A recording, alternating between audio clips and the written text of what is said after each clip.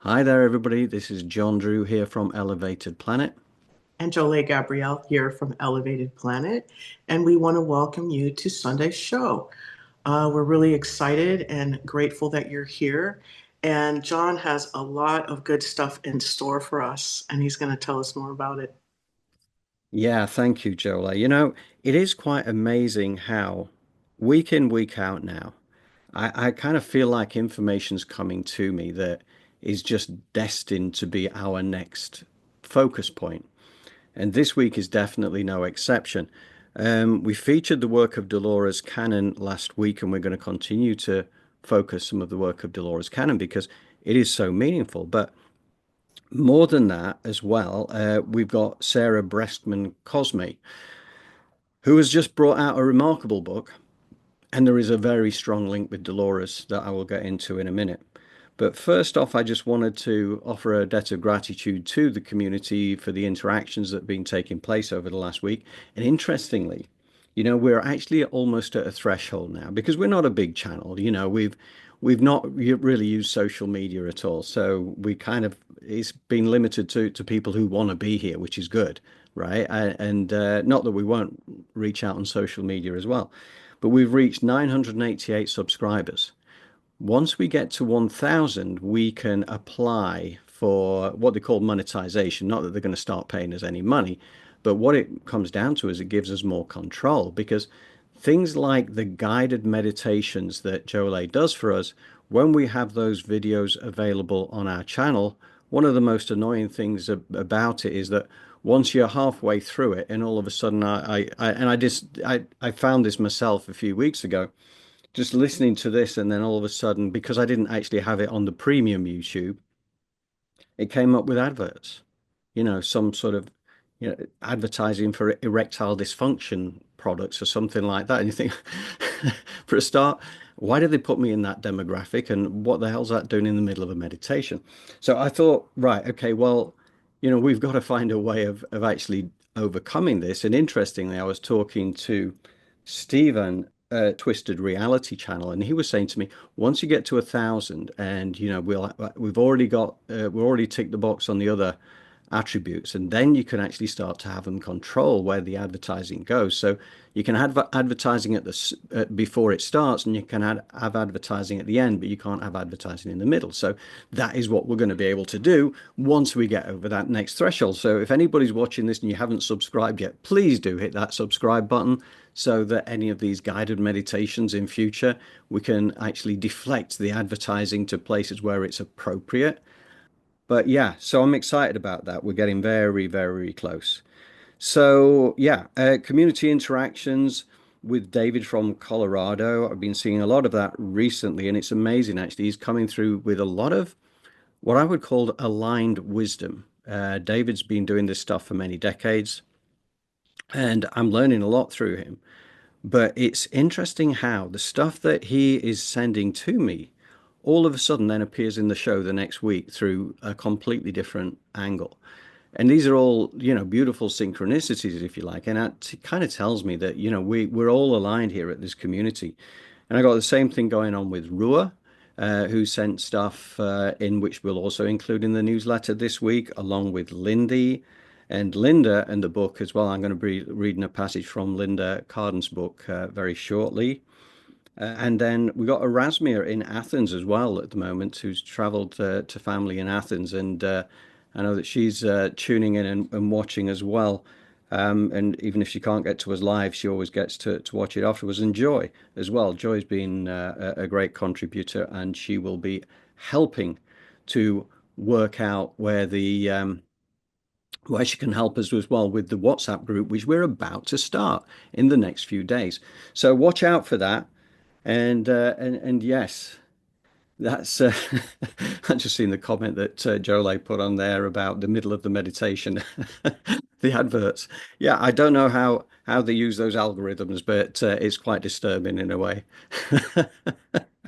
So that I wanted to cover that off, and really we're as I say, we're on the cusp. So Sarah Breskman Cosme, this new book that she's written, which we're going to talk about at the outset, and we're going to finish with Sarah as well. We featured her work a good few months ago, actually, and I had one in the hopper for the longest time. I've still got it and not used it because I love her work. And what she is a quantum healing hypnosis therapist, the same way that Dolores Cannon was. So just a younger version, because Dolores left us back in October of 2014. But Sarah is carrying on that work, and she was indeed an acolyte of Dolores. She learned the craft through Dolores, and interestingly, she does appear to Sarah as well from time to time and helps by bringing her clients. The alignment that's been taking place there between the work of Dolores and the work of Sarah is more than mere coincidence. Let's just put it that way. And this new book takes us deeper into the ascension process that is happening all around us right now.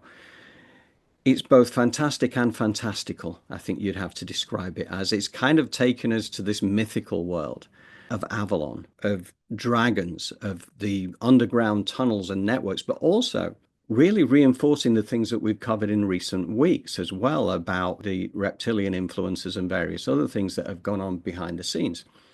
So what I love about this is that not only is it just sort of like reinforcing the messages that we've been presenting recently, but also it's adding new layers and new layers. So we're going to do more than this 1 week on this book because there are so many things that we can really dig under the surface for ourselves to really deeper understand the process of who we are, what's going on, and what we can do to tap into our real power.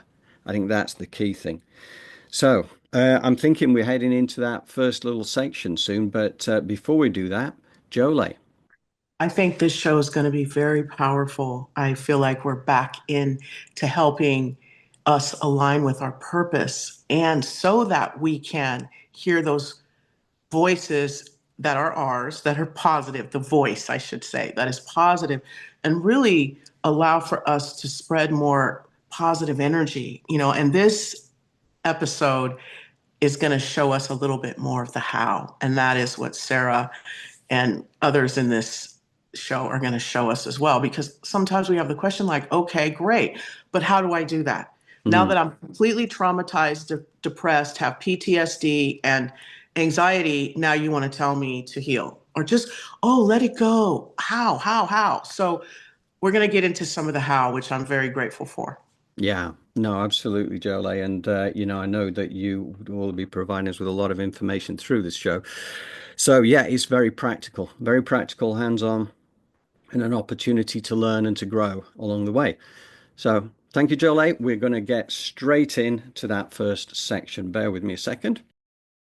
When these other beings speak through my clients, they will say that the most powerful being is the awakened human, not some other being who's developed like all these different skills. It's the awakened human that's like Shiva, Buddha. That's considered the most powerful being in the universe because we're able to fully embody that, and that's where we're headed at some point. It really means that every limitation we possess comes from our belief systems. If we were to unravel these belief systems one at a time, we could start awakening more of this magic within us. To harness your emotional body is to understand that our emotions act as the gateway through the universe. To really harness our emotions gives us like a golden ticket to like source itself.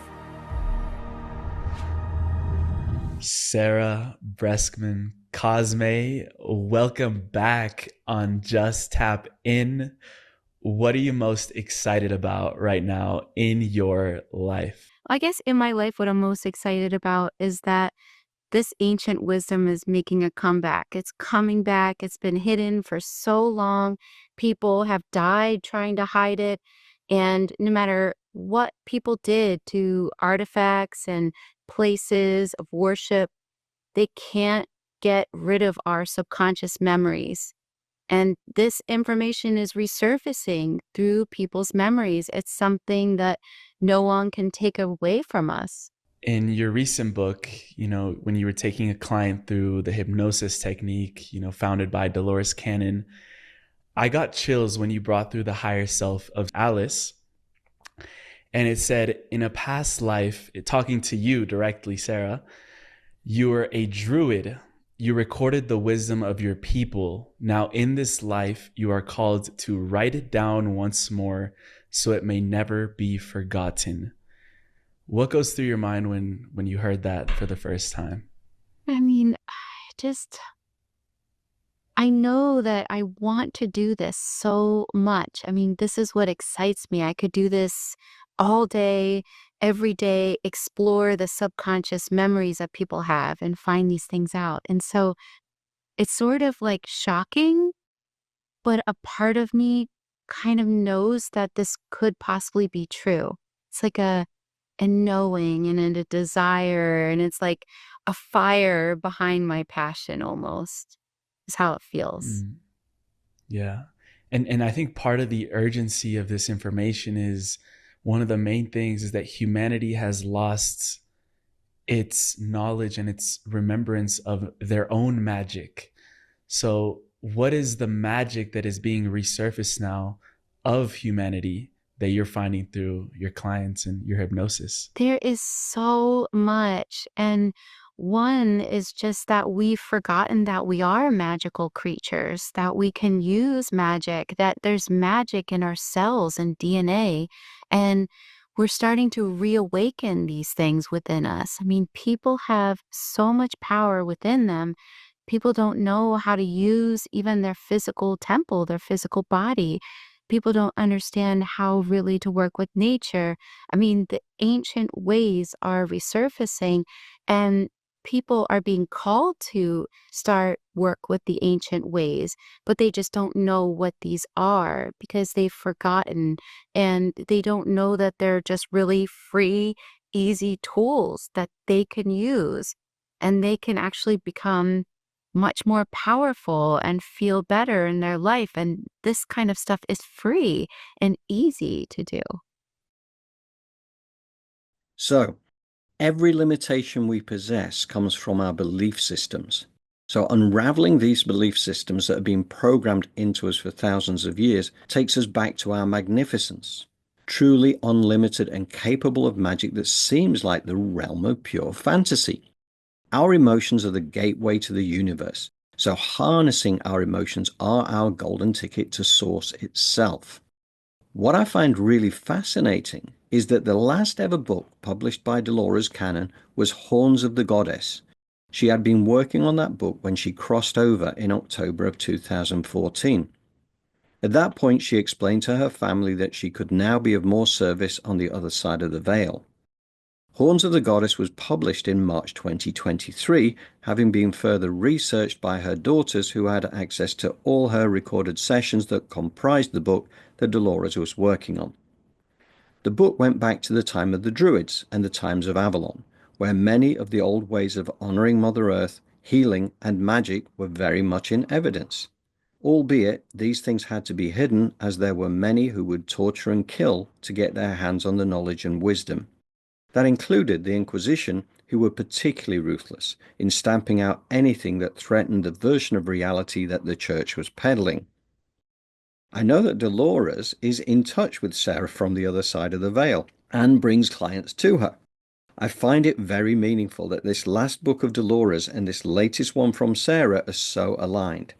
This message carries great importance in helping us realize who we really are relative to the small, dependent version of humanity that we've been encouraged to be. It is time to peel back the layers and uncover the gifts that are humanity's hidden birthright. We will give Sarah's channel book more attention in the weeks ahead. There is magic in our cells and DNA, and we have so much power within us. It is time to remember who we really are. Jolé, what would you care to add? You know, the how is always what we want, the question we want to answer. I know as higher beings, the how. How do we begin to really curate our thoughts and stay there all day long? One of the ways is to call all of your energy back. We talk about the emotional currency of being able to manifest and that we have this free will we can sort of manipulate and sculpt as we wish. But as we go along our life from the birth canal all the way to the present moment, we have been being harvested for our energy. And you're like, what do you mean, Jolé? If you look back on when you were a child and when you were a teenager, you'll see that there was a lot more energy, a lot more focus, a lot more motivation happening. But through the choices that we've made and through the programs that we've had to mandatorily attend and buy into, a lot of our energy has been taken away from us. A lot of our free will has been mined. So, an exercise which can answer the how is by grounding your energy, putting a golden sun above your head, and doing a visualization where you call all of your energy back from the people, the places, the corporations, the institutions that have mined your energy, your credit card companies, your job, your mechanic, and so you will visualize a rose outside your aura and you put these people and these institutions into this rose. And then you call your energy back into that golden sun above your head. Since everything is energy, this exercise is a good one to do and be repetitive with in order to call your energy back so that you can have the clarity of mind to create a plan and a strategy, so that you can then have the motivation, the discipline, and all of your chakras can start working again and lighting up because all of the energy that you've left in these places is come back to you. So this is an exercise to take with you to begin to tap in and remember what the ancients taught you, which is in your DNA and your genetic coding, but you got to get all of your energy coming back. Okay? Very cool, Jolé. Thank you. Okay, back to Sarah. And what are some of those abilities that are coming back now for every bloodline or for every person? For everyone, it's just the ability to harness magic again, to be able to use our energetic blueprint, to understand our bodies in a different way, to really understand manifestation and how we are our own healers. For a lot of people, they're starting to remember that they could actually heal with the palms of their hands. I mean, anyone could tune into this. Anyone could become a channel and become their own healer. For a lot of people, they're starting to remember that they can work with herbs. They can work with their natural environment. They can start developing a relationship and receive messages from plants and actually be a healer, be their own shaman again. I mean, there's so much that we have the ability to really harness and use right now for everyone. And these activations are free, so people don't want, other people to talk about that, but they could just go get some unfiltered sunlight or tune into nature or just get curious about themselves. When they're waking up in the morning, they could stay in that deep theta state when they still have access to their dream and just lay there, receive messages. It's, something people could do for free. And really, there's so much. And I feel excited about the time period that we're in because so many of us have been killed and,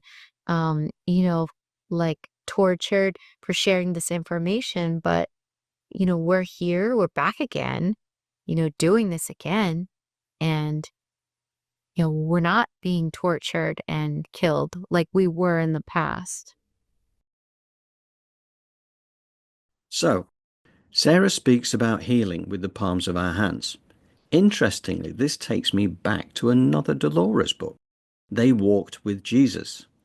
As Jesus explained to his niece, who was starting healing work in a leper colony, he told her that the palms of her hands were heart chakras, and the energy from them when focused was very powerful. I remember trying it for myself on a sports injury, a painful muscle tear, and I reduced the healing time from 6 weeks to just 1. It really felt like my own little miracle, and I am now convinced this really does work. We just have to believe it, communicate with ourselves and offer gratitude as if the healing has already happened. Visualize those muscle fibers knitting back together again perfectly and give thanks to your physical body for making it so. As for working with herbs and receiving messages from plants, if you haven't yet seen my ramble with Rua, where Rua, who has co-written 3 books on the subject, talks to this very thing. She's been doing this for many decades. I'll attach the episode at the end of this show so you can hear Rua's wisdom for yourself. It's truly enlightening and was a lot of fun to explore. Rua has many shamanic abilities. She really is a bridge to this seemingly forgotten knowledge. Tuning into nature is really what it's all about. Being in vibrational harmony and honoring consciousness and creation in its many forms helps us get back into the magic of who we really are. And that deep theta state that Sarah references is a beautiful state of consciousness, and so easily connected with as you exit that dream state. I use that all the time to feel the gratitude for everything I have and to open up for messages. It's why I sometimes find myself getting up out of bed to write at 4 a.m. and the likes. We're such an open channel in that theta state, and I deeply recommend that you try it. And Jolé, you are a theta healer. So what would you care to add? That theta state is very powerful, and that is a place where you can reprogram the subconscious mind.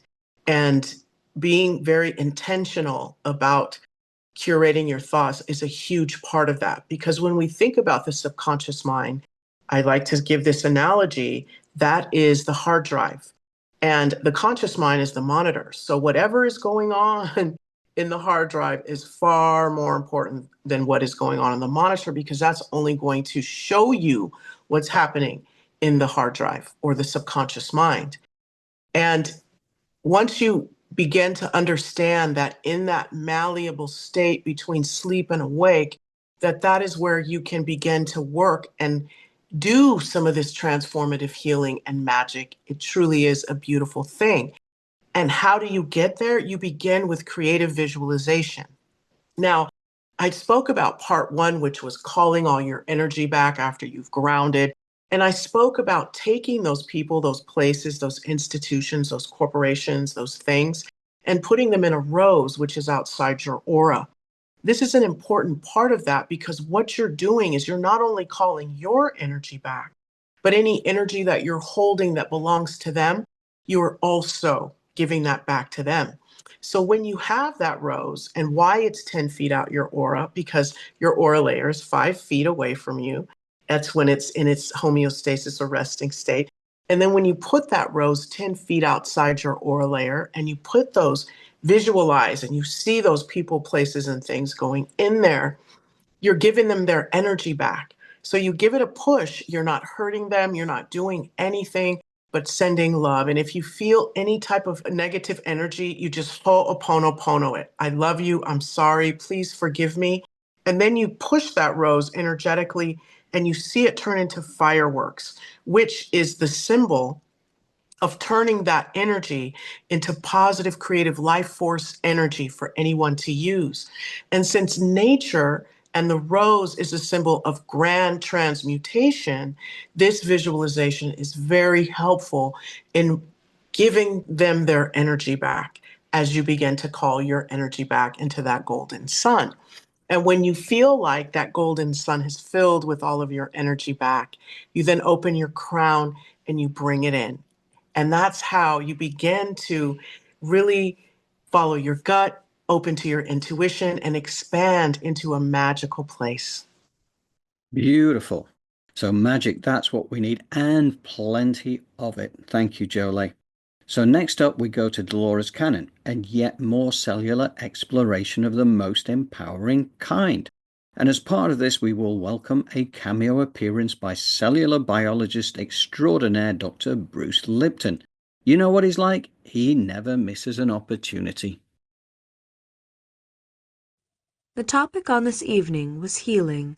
I can still see in my mind's eye all of our group sitting around the room, intent on what was occurring, and anxious to participate by asking questions. We recognize the importance of the subject for tonight and are anxious to discuss with you the aspects of healing. Healing is an important endeavor. Everything is either in a state of healing or moving toward destruction. Destruction is a natural phenomenon and not negative as it sometimes appears. However, a premature destruction of an entity or consciousness a piece of living matter, is to be avoided. Therefore, healing must be practiced by all living beings in order to facilitate their appropriate lifespan within your time-space dimension. Can you explain the actual process of physical healing of the human body? How does it occur at the cellular level? Each cell is responsible for its own existence the same way that each totality of being is responsible for the existence of the whole of that particular being.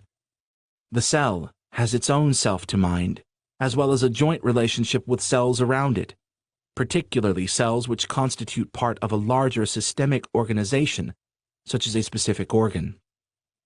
That cell is responsible for obtaining, from the energy fields around it, nourishment appropriate to its development and growth. It is responsible for monitoring its own function so that it retains as much nourishment as it needs and sends forth into the rest of the organism those elements not needed for its particular functioning. The cell is aware of dysfunction as the overall entity is aware of a certain malaise indicative of a problem somewhere. The cells obtain information from the thought pool relative to that particular cell, the same way that humans obtain information from the thought pool, the same way that animals obtain information from thought pools in regard to behavior of themselves. The cells have a way of tapping into a kind of an ideal cell to show them the way they should be functioning and alert them when this functioning goes awry. At such, they request information with regard to healing. All this takes place in instantaneous time and in microscopic detail. The cells have an innate information ability, but they also get additional information from older cells in the body and the sense of the body energy as a whole. You mentioned an ideal cell that they pattern themselves after. That is correct. Would that mean even on the microscopic level, they must have something to guide them, something they could use as a pattern? Yes, on every level. Even the microscopic? Especially the microscopic level. Cells function at essentially the microscopic level. In their own way, each bit of consciousness has the intellect of a human. Some have intellects that function better for their organism than human intellects function. Then in the function of healing, we have to communicate with that intellect within the cells? That's right. In healing, the way we understand it, we have to get in touch with our basic problems. We have to understand the causes of our discomfort or disease. Could you suggest a way that we could do this more effectively? The general answer is that one should ask one's body for assistance in this area. Something along the lines of, I know that I can communicate with my body. I know that I can request assistance in healing. But I don't really know how I go about this. How about giving me a hand? This is a simplistic answer. The self-discovery method requires a much more detailed understanding of your own present history within this vehicle, as well as, for those who believe it's pertinent, past and future lives, as they might relate to the present vehicle. This complexity is not necessary. It is not necessary always to know exactly what is blocking the healing. It is sufficient to recognize that there are blocks. Request that they be dissolved by mental request, or visualization of the block being dissolved, even without knowing what the block is. If you believe that blocks can be dissolved without bothering to understand how they got there, this would suffice for most people. As you remember, what you believe is what makes the difference. If you believe you can dissolve the blocks and move toward healing without paying thousands of dollars to psychoanalysts, then do it that way. It's much easier.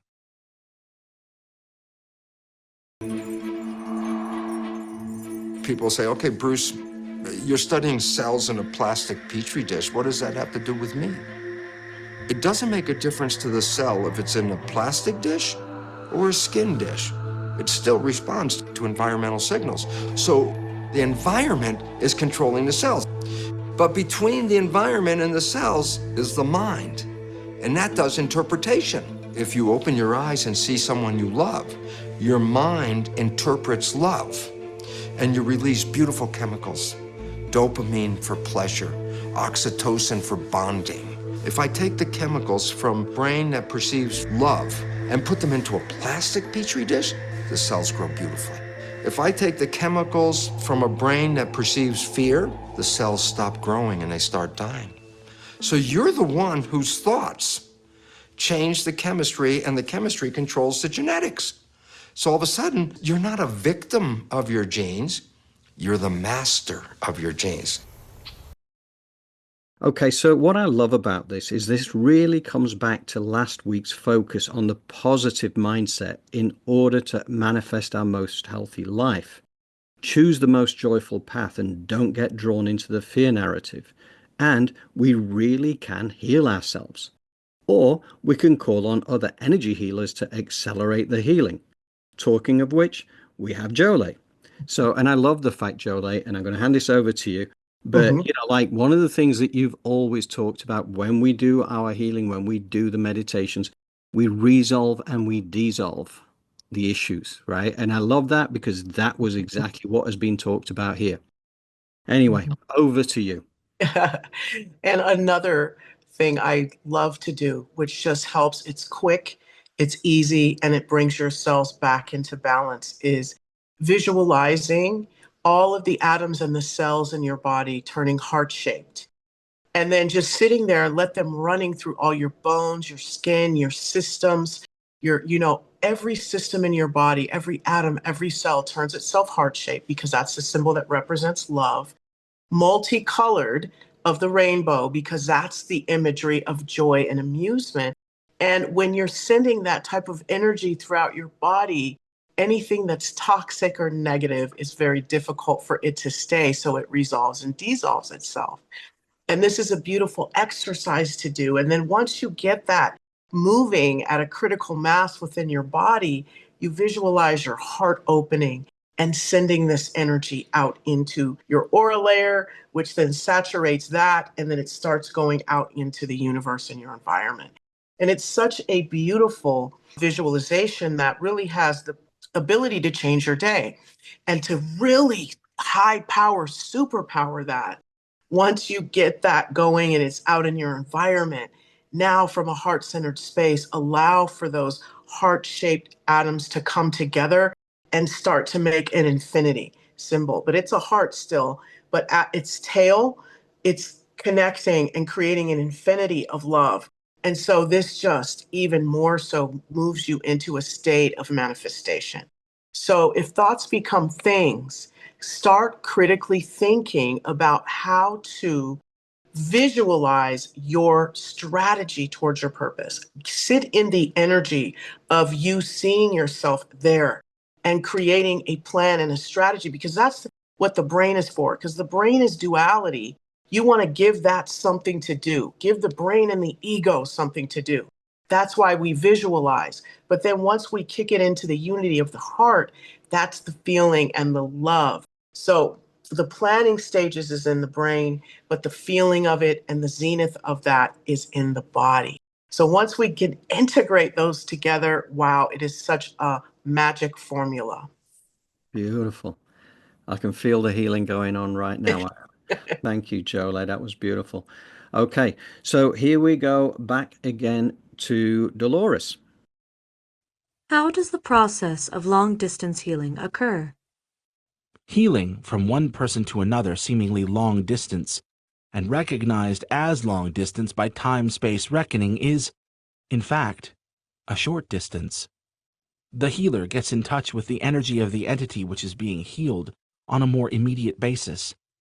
The ability of the healer to expand their aura, to reach out and touch the other individual, allows a hookup over what seems to be time and space, so that the same kind of healing can occur as occurs with the actual physical laying on of hands, or touching auras with someone in the same proximity.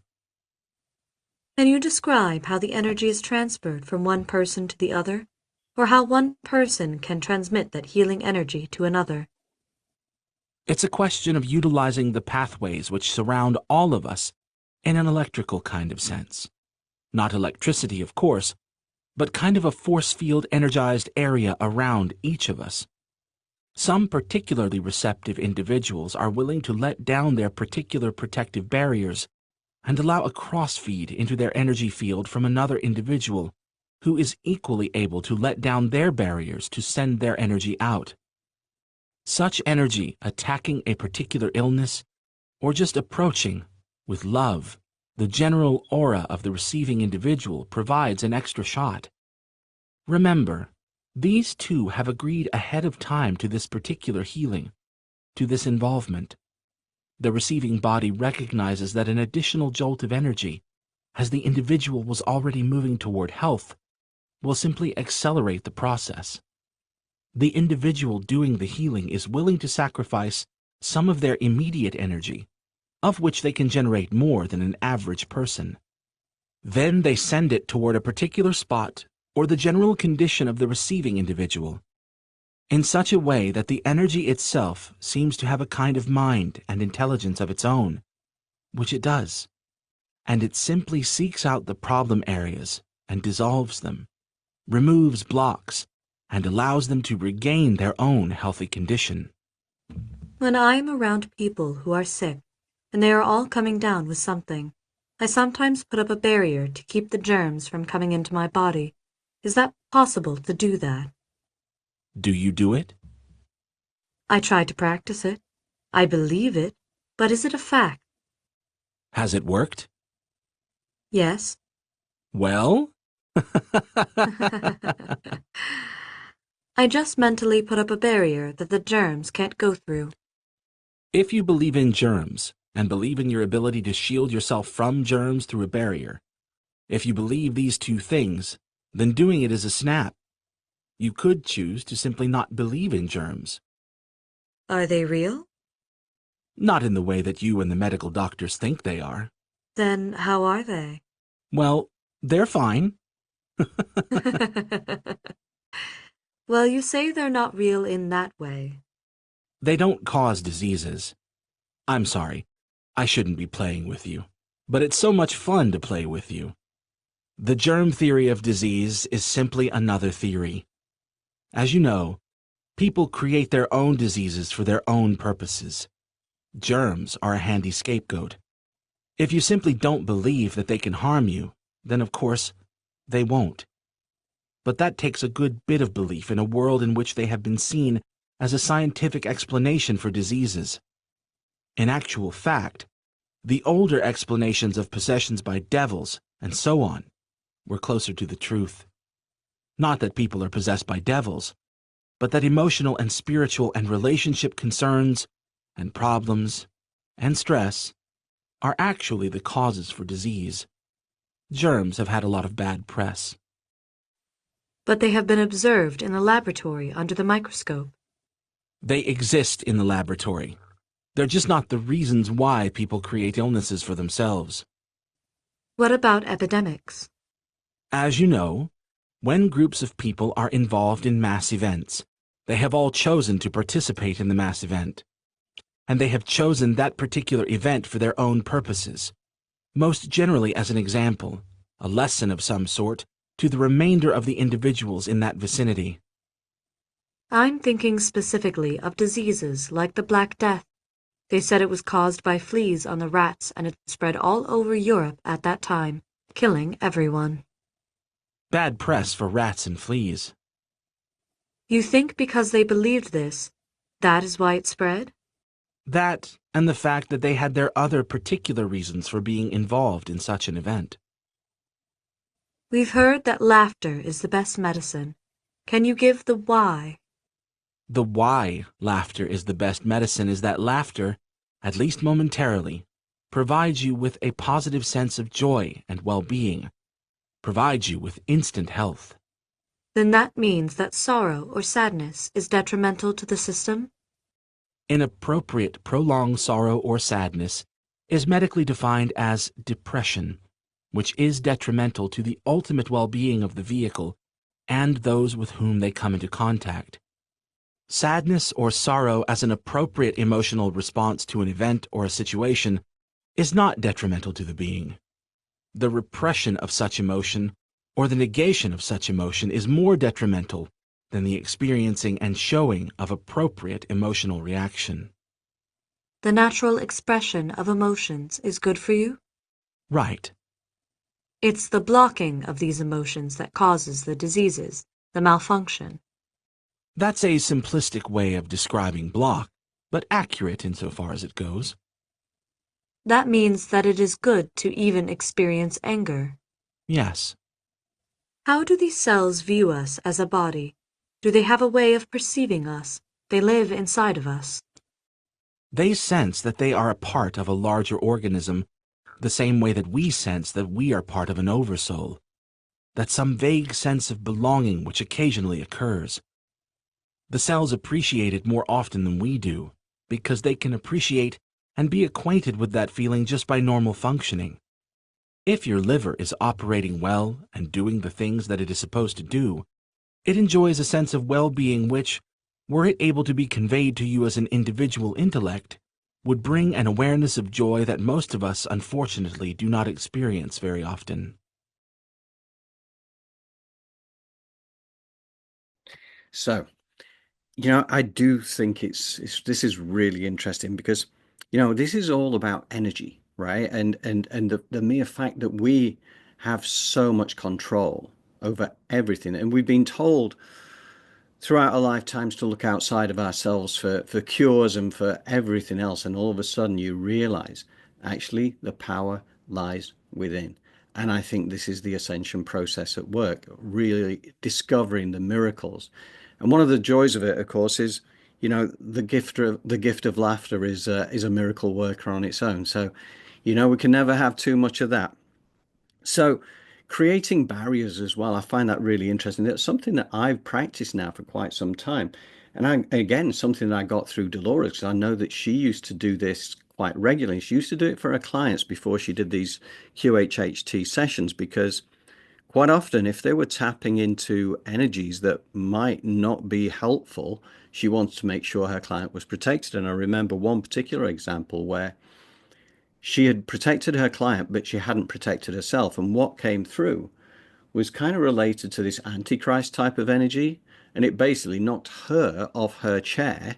And basically, really, it, it kind of, it was a violent energy. And she kind of realized that you could not when interacting with these different energies, you had to protect yourself.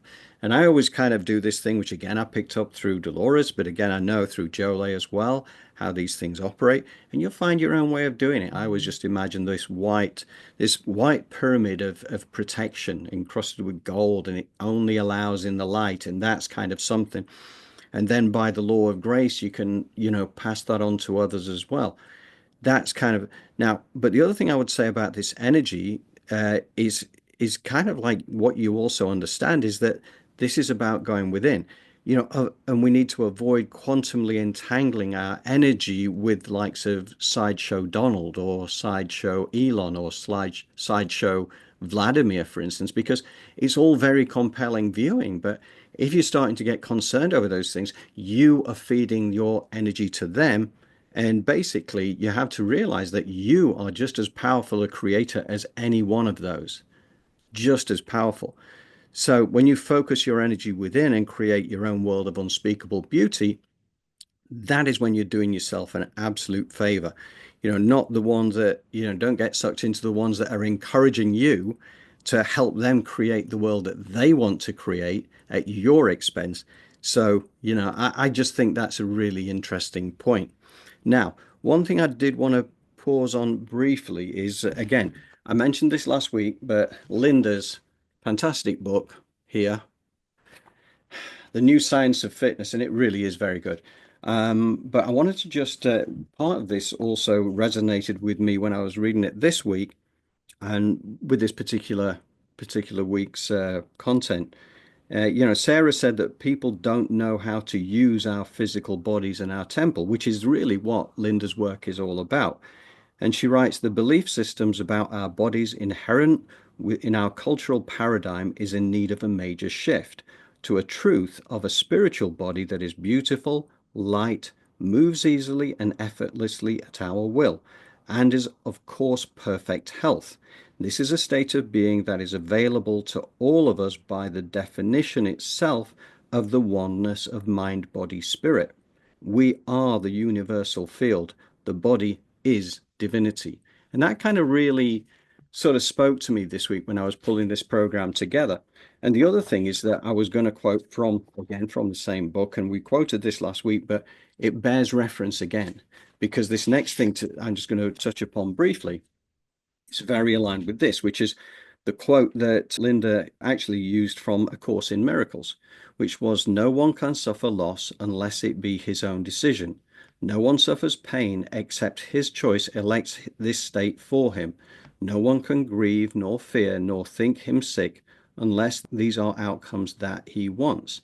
And no one dies without his consent. Nothing occurs but represents your wish, and nothing is omitted that you choose. Here is your world complete in all details.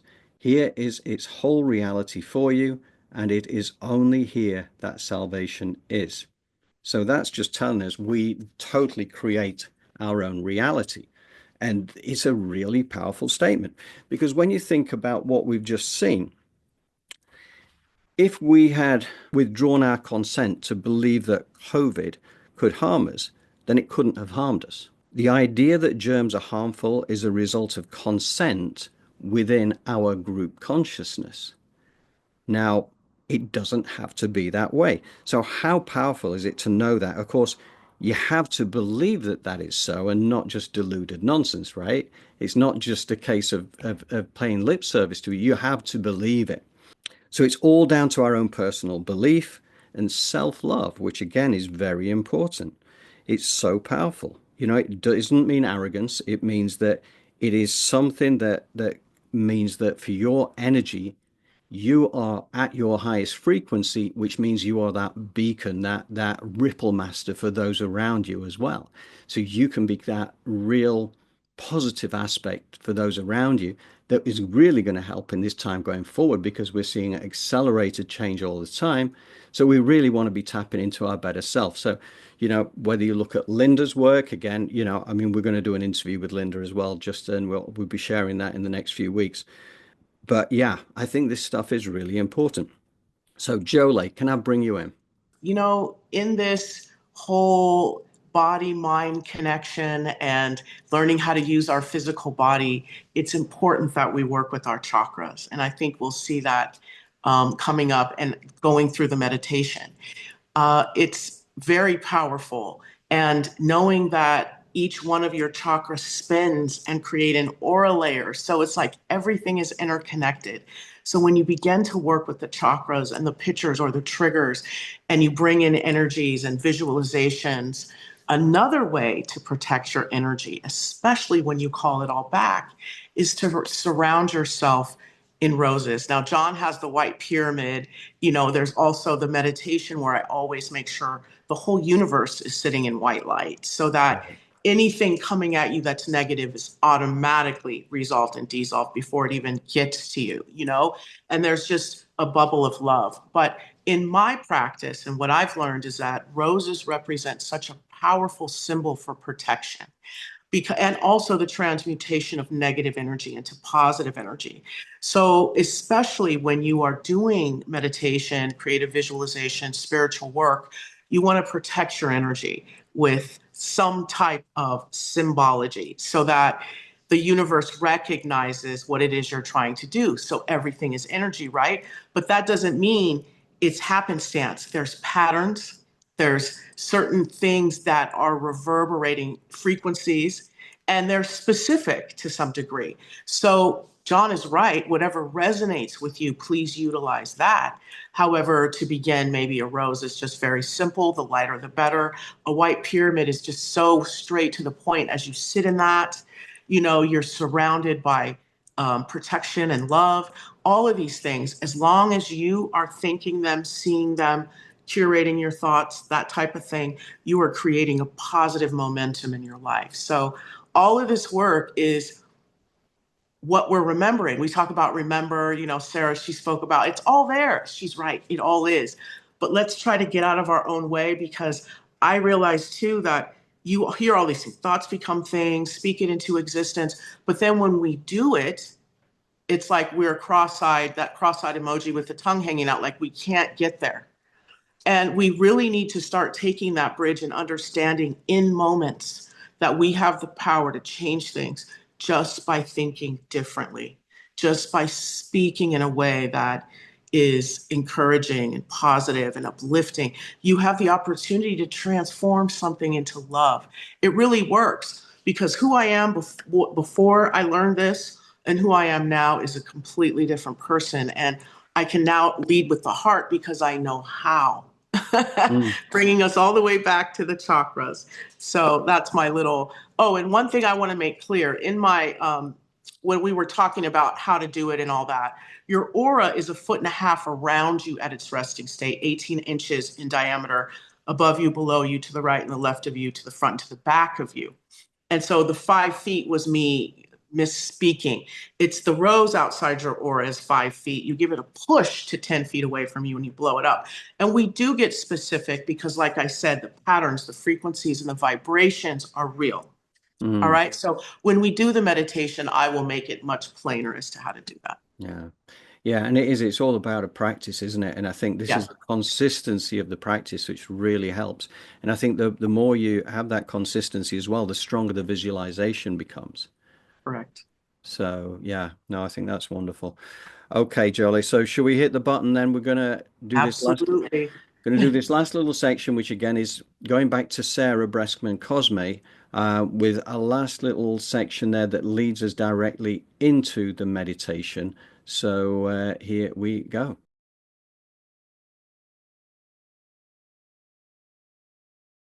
What does it mean to harness our emotional body? It really means that every limitation we possess comes from our belief systems. If we were to unravel these belief systems one at a time, we could start awakening more of this magic within us. To harness your emotional body is to understand that our emotions act as the gateway through the universe. To really harness our emotions gives us like a golden ticket to like source itself. Not only that, but just working with our physical chakra systems, our energetic chakra systems mixed with our emotions can just have profound effects over the next generations to come.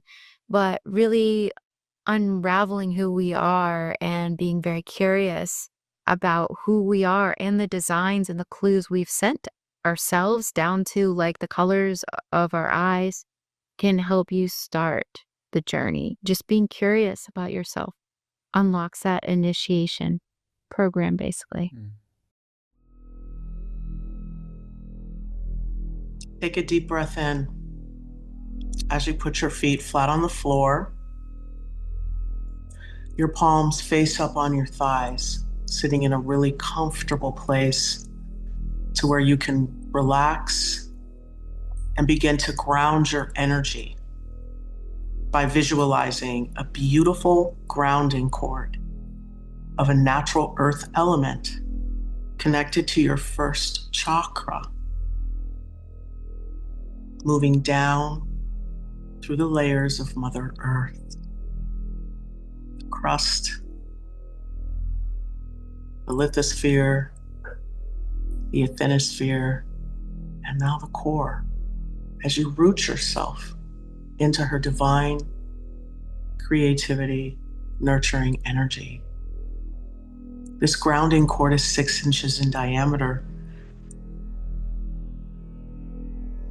and blanketed on the inside and the outside with golden rose-shaped scrubbing bubbles, there to clean off anything that no longer serves you, anything you're ready to let go of and release, while simultaneously you're pulling your aura in to be 1.5 feet around you.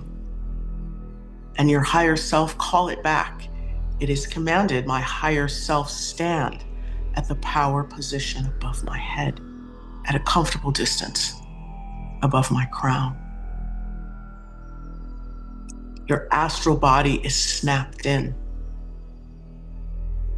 And as you breathe with the rhythm of your body and bring your awareness to your chest, place of love. You're going to open the bottoms of your feet like you would the lens of a camera and call in 15% earth energy of a color that resonates with you. This essence is going to pool into the bottoms of your feet, travel up the side channels of your legs, and this time it's going to go all the way up to the heart. And then it's going to do a U-turn and go back down as that golden cosmic life force energy begins to rain down as you open your crown like you would the lens of a camera. 85% of it rains down on your higher self through your aura layer. It focuses itself down your crown, into the brain, into the mind, reprogramming all of those neurotransmitters and synapses to align with your purpose, with your most loving blessing and energies. It marinates all of the cranium, bringing in positive vibrations, resolving and dissolving any negativity. It moves out the worry, doubt, and fear in the prefrontal cortex. It moves out any calcification of that pineal gland, as well as any primal and animalistic urges. Moving in gold light, a new perspective, a new way of doing things. As this essence then travels down the spine, lighting up each vertebra as it meets that earth energy in the heart, and then it begins to extend and expand all throughout your body. And it drips down back into that earth energy that's in the bottom of your feet. It begins to fill you up, this essence, like water fills up a cup. Goes into your arteries, your bones, your ligaments, your systems, bringing you back to optimal health and wellness, mentally, spiritually, emotionally, physically, physiologically, righting anything that may have been wronged. As this energy begins to fill you up, I want you to then open your heart like two double doors and let that loving energy pour out and into your aura layer. And that essence is also sprouting out of your feet, hands, and crown. But out of the heart are those beautiful heart-shaped energies of all the colors of the rainbow, representing joy and amusement and unconditional love, just blanketing each layer, inside and outside of your aura. And when this happens, the nervous system then begins to power up. And as that spine and those vertebrae start to hum in that system, those branches, those nerves, they begin to pulsate in that beautiful frequency and energy of safety and security and unconditional love and all of the things that make you great and excellent and beautiful and a child of the divine begins to just pulsate, pushing out into your aura layer, electrifying that toroidal field. Beautiful energy, really letting the universe know what your purpose is and what to bring you. And so as this essence of the divine and Mother Earth is moving throughout your body, in your spiritual architecture, and the love is pouring forth from your heart, and all of this essence is swirling around in your aura layer and your environment, I want you to take a deep breath in, exhale, and visualize 8 golden suns above your head. of your higher self.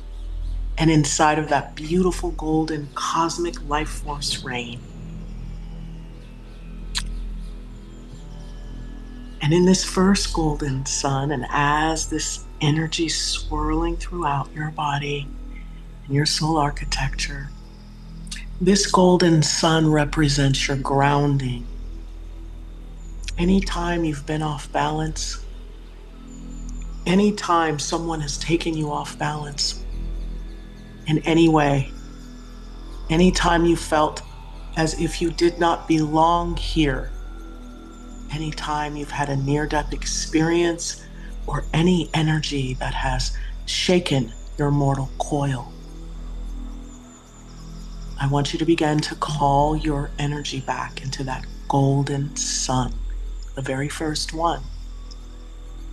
Let that happen while you visualize 2 beautiful roses 5 feet away from you, outside your aura, to the right and to the left.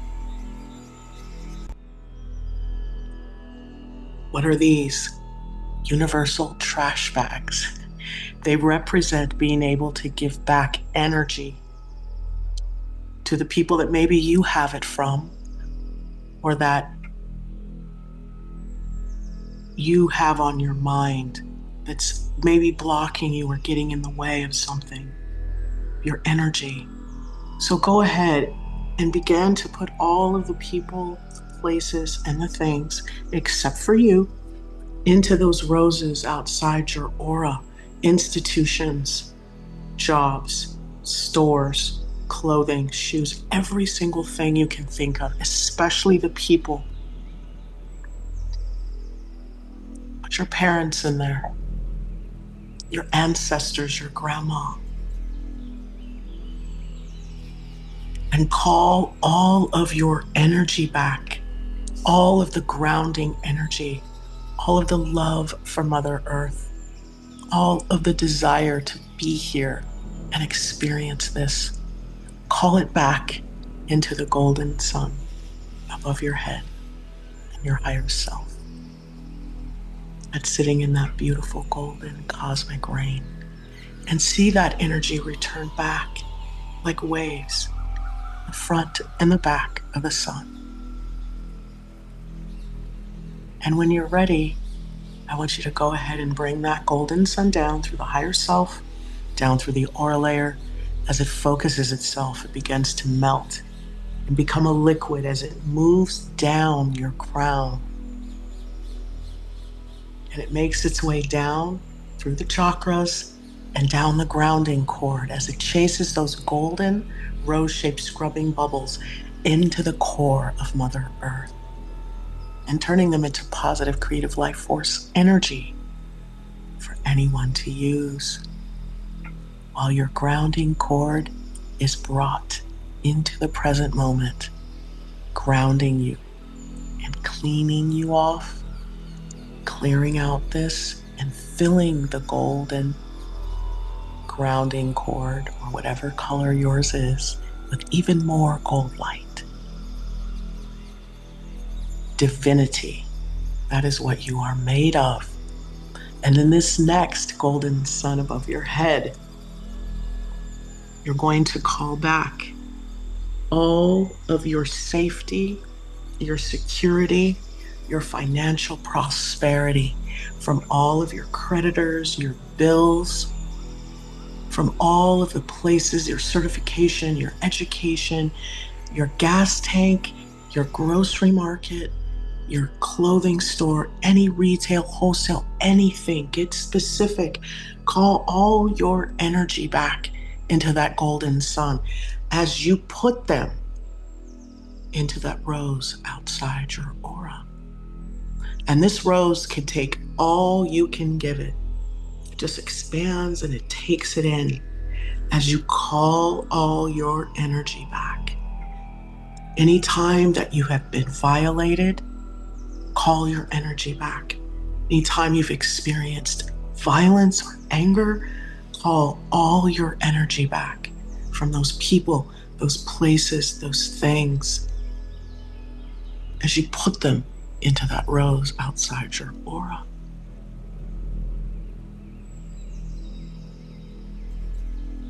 Five feet away from you.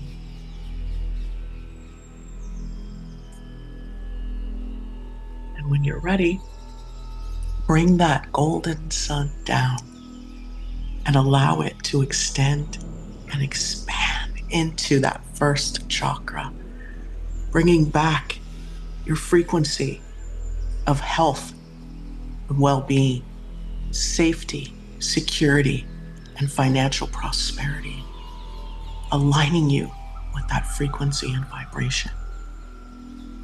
And now, in that third golden sun above your head that correlates to the second chakra, we're going to call back all of our pleasure or lack of that, all of our sensuality, sexuality, creativity, support.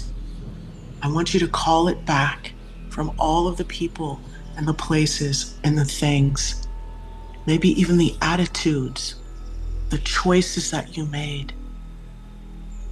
Go back to that experience. Call your energy back and allow for that experience to resolve and dissolve itself. And if it's pesky, ho'oponopono it. I love you. I'm sorry. Please forgive me. Thank you. You're not saying that to a person particularly, but to your energy in that experience that you are calling back, so that the triggers dissolve themselves, the PTSD and anxiety from those memories dissolve and resolve themselves as you put those people, places, and things into the rose outside your aura. All that energy of your pleasure, your support, your love comes back to that golden sun above your head. And you bring it down into that second chakra and let it extend and expand. We're going to do the same for your personal power, which is that fourth sun above your head. Call all your energy back. Anytime anyone's made you feel stupid or judged you, or any experience where you felt like you were losing power, any energetic vampires you've experienced, energetic or otherwise, call all of your energy back into that golden sun above your head. Call all your power back as you put those people, those places, and things into that rose outside your aura. And when you're ready, bring that sun down and let it extend and expand into your solar plexus chakra. As this essence moves throughout your body, we're going to do the same for the fifth golden sun, calling back all the energy from heartbreak, disappointment, from resentment, rejection, regret. You're going to call back in unconditional love, forgiveness, compassion, self-love.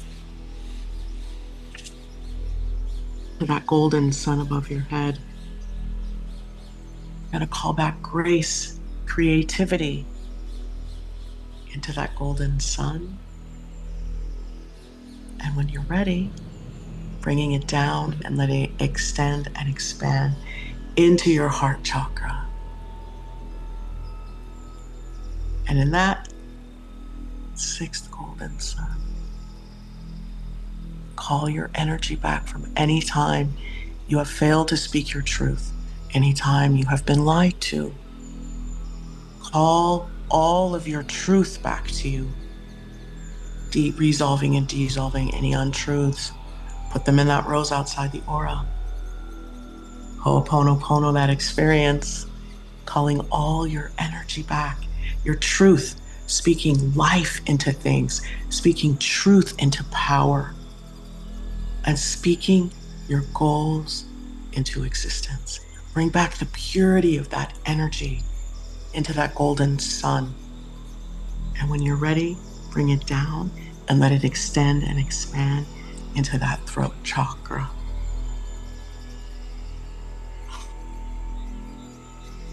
And that seventh golden sun that correlates to the center of your head. Call all of your sanity back. Call all of your wisdom back.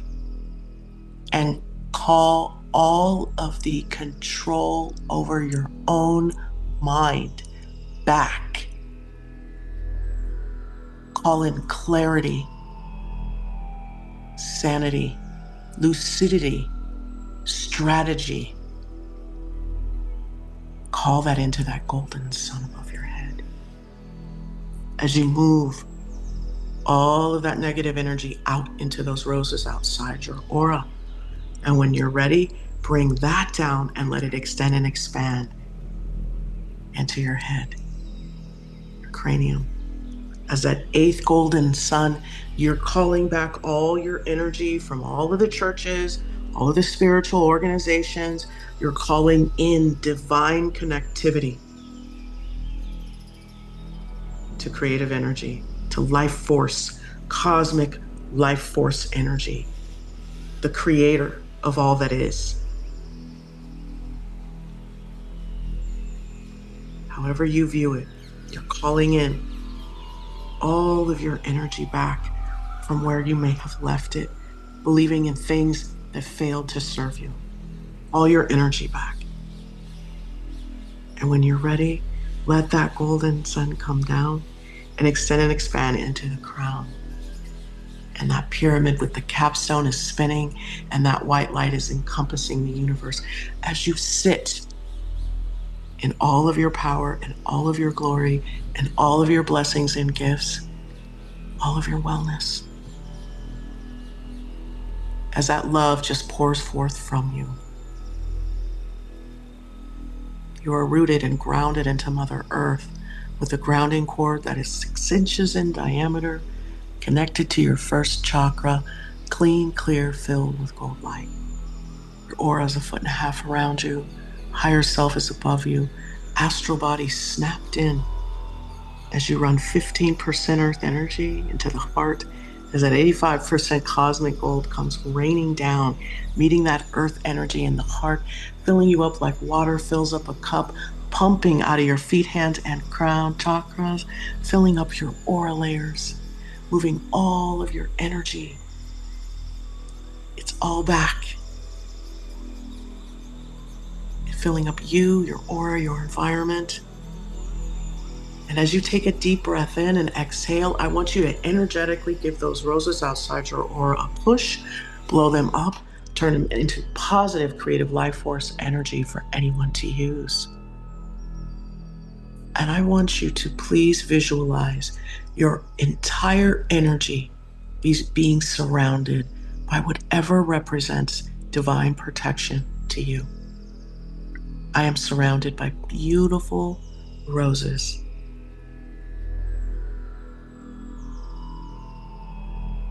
Feel what it feels like to be connected, well, abundant, grounded, and joyful.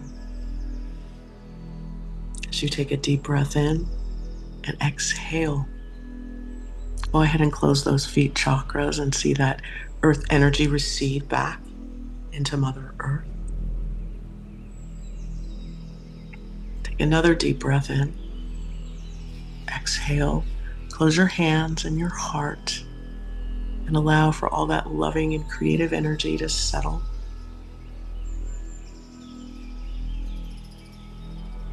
Another deep breath in. And close your crown. And if you had your third eye open, close that as well. And allow for that energy to settle all around you. And watch that cosmic gold recede back into the heavens. And when you're ready, you can open your eyes. That's beautiful. Thank you. grateful for the opportunity. But, just keep doing that meditation of calling all your energy back, especially in the moment when you're bothered, irritated, call your energy back. Mhm. Okay? Yeah, for sure. And I think there's the energies that are out there these days, the pace of change that's going on around Mhm. us, the distractions that are trying to kind of pull us away from this stuff, they're just getting ever more extreme. And I think that's the way it's supposed to be, right? I think that's the test. How can we focus inwards when there's so much in the outside world? Well, we have a choice, right? Much like we wouldn't have to accept or to condone or consent to the next pandemic if it were to come around either. So, Right. That's very true because I'll tell you, I felt like I was watching a movie. It really never hit my household in that way. And like it was outside of me because I had that belief system that you talk about. And it was very interesting how we can believe to such a degree that we create that reality. And, critically thinking, you know, let's critically think. We have cancer. Is anybody working on a vaccine for that? mm, yeah, I'm I, just saying, yeah, no, no. I you mean, it's know?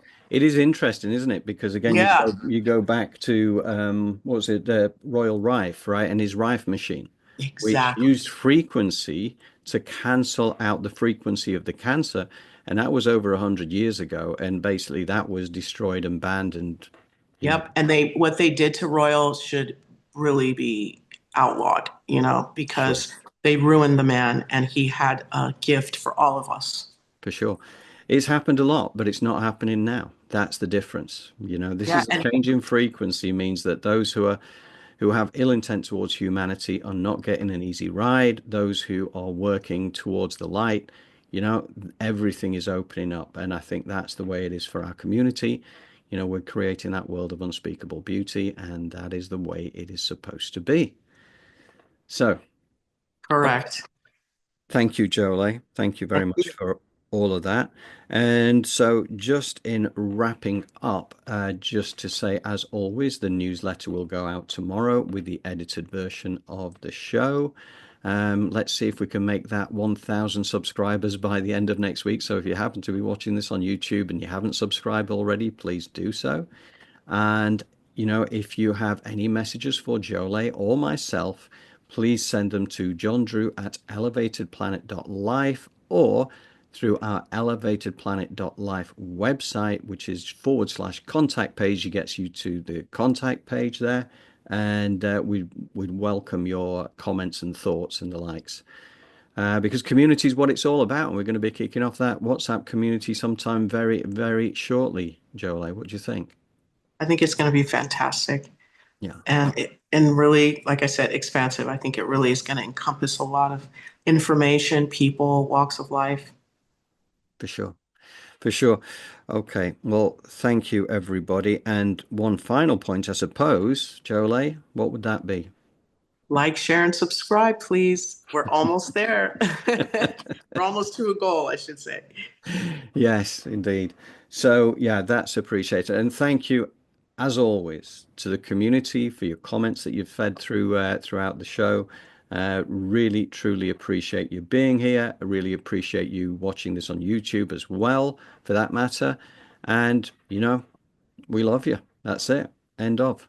All right, take care. Thanks, everybody. We'll see you next week.